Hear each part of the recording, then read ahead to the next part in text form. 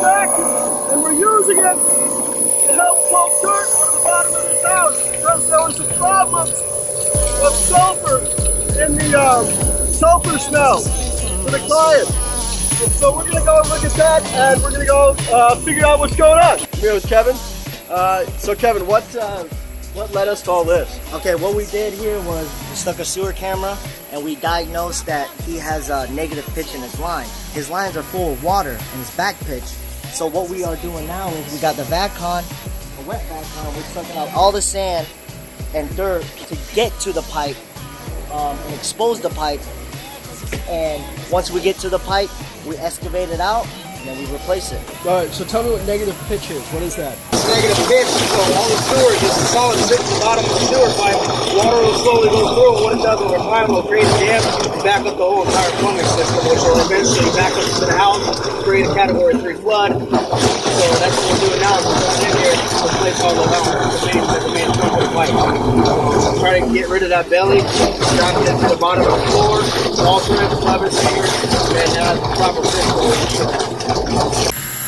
There's vent stacks. Usually where the vent stacks, right now, there's a vent stack right here. This is where we're trying to get to because that's where one of the problems is. So from there, we didn't go from there because there's a lot of electrical panels and a lot of piping right there. So we're gonna go from this side and come in.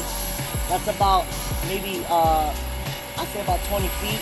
Once we get 20 feet, and then we gotta go 52 feet back because he has a really, really bad negative pitch in about 52 feet. Lovely and muddy. So how many feet are you in right now? About 10.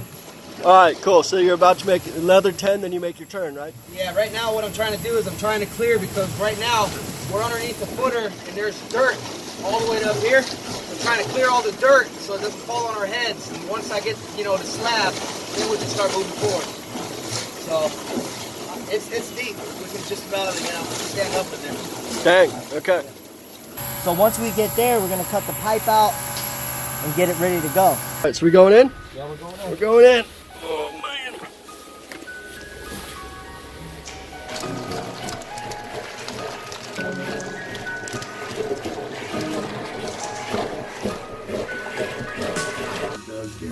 How you doing, buddy? Hey, guys. We're about 15 feet in. So we're right now underneath this this home. We got Pat up here. You just been cutting into this for the last, 5 hours? No. All right. So what have you discovered down here? What have you seen? Well, a lot of dirt and rock so far. Almost to the pipe. We got about another 5 feet. Then we can start following pipe. The reason we didn't go in through there because we got the pool equipment, irrigation, everything else. Buried power. So I want to try to stay away from that. We came in this way, try to 45 it this way to get to the pipe. Once we get to the pipe, we're going to follow the pipe for about 50 feet. So this isn't even recorded at 55 feet yet. This is a messy job. Like, you can't do this on your own. No, it takes at least 3-4 people. I'm driving in right now. Yeah, dude. No, you have to understand. I mean, just alone the flexos, when the pressure's on, they're sucking it. It pulls it tight. Got big boulders like this going through it. It's heavy. So it takes a couple people, and then you got about 3,000 psi coming out of this spray gun, and that's how I'm cutting all of this out. Is using the spray gun right here. Really quick, when you saw out front that cast iron pipe, it's just deteriorated. Correct. That was the old cast iron. Somebody's already been in here and replaced it, but when they did replace it, they put in PVC piping, but they did not secure the PVC piping to the bottom of the slab with anchors. So now they have a 55-foot back pitched pipe, which I can't believe that they did that to begin with. But so we're gonna do it right. We're gonna do it right once and for all. And they won't have another issue on that 55-foot trunk. Pat and the guys finished the tunnel, and we'll come back tomorrow to cut and replace the trunk line. Alright, today's day 2. Yesterday we used this VACCON truck to hydro excavate underneath the home. We got a tunnel underneath the building, about 40 to 50 foot. So today it's time to cut the pipe. Yesterday y'all seen me in a hole, and it was a pretty dirty job, but we like to do it. So what ended up happening, something has settled, which created this negative pitch in the pipe. So like I said, the pipe's supposed to go downhill, and right now it's going downhill, uphill, downhill, uphill. So what we're gonna do is we're gonna go in there, cut it out, support it, anchor it, hydraulic cement it, and get it the way it's supposed to be.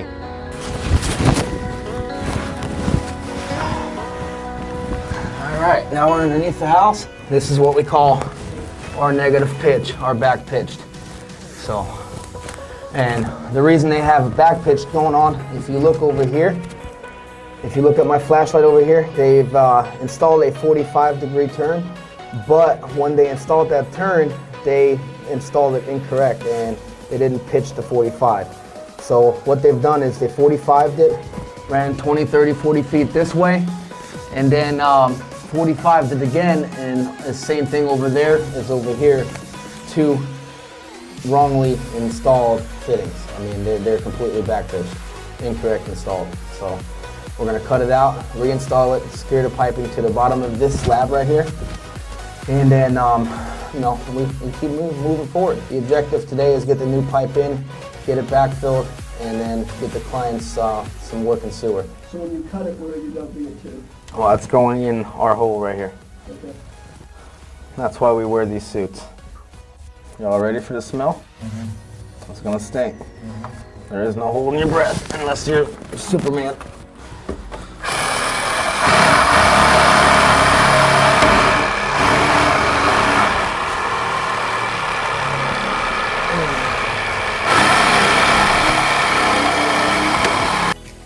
Get that light. Kevin and Pat cut away the old PVC. Kevin then got to work vacuuming out the old sewage, and Pat and I went to go get an important tool for the next part of the job. So that was about the dirtiest of the dirtiest it gets. Right now what we're doing is we're going to Home Depot to buy some more Tyke suits. So we're covered, we're not getting poopy. After picking up the new poop suits, Pat went back in the hole, and Kevin started to cut new pipe for the replacement trunk line. All right, take me through kind of what's going on right now. All right, so right now I'm gonna start over here. First things first, what I have to do is I have to drill a hole, a set hole for the anchor. Install the anchor. Get a measurement on all thread. And then put the hanger on there and then put the 45 on there. All right, that's a lot. All right, so we got a 45 here, 2 hangers. We shot here, we got another hanger here, coupling. There's 2 more hangers down there at that coupling. And well, if we keep going, there's more hangers way down there, but it's so foggy in here and so misty from our sweat and condensation, you can't really see anything. We just got done putting the pipe in, strapping the pipe, securing the pipe, hanging the pipe, having it at a proper pitch. We got all our stuff out, the rest of the remaining pipes, fittings, glue, primer, etc. Right now, what Kevin's doing, he's going back under and he's making sure to get all the trash out because we don't like leaving trash on the job. And then after we're done with that, you see the sandbags right here. What we're doing with these sandbags is we're gonna go inside, we're gonna basically stack these tandemly up to the ceiling, and then 1 or 2 rows, inside and then outside. And then what we're gonna do after that, this entire pile of sand is going back in the hole to make it nice and level. We'll basically clean the grass, make sure everything's nice and neat when we're done. And that's it, it's a 2-day process. Looks like you guys are wrapped up over here. Just gonna fill this in, reapply that sprinkler pipe, and that's it. Do you have any trash you need me to load out of you? No, that's it, you're good to go, thank you. Hey man, thank you guys for your time. That's really great work.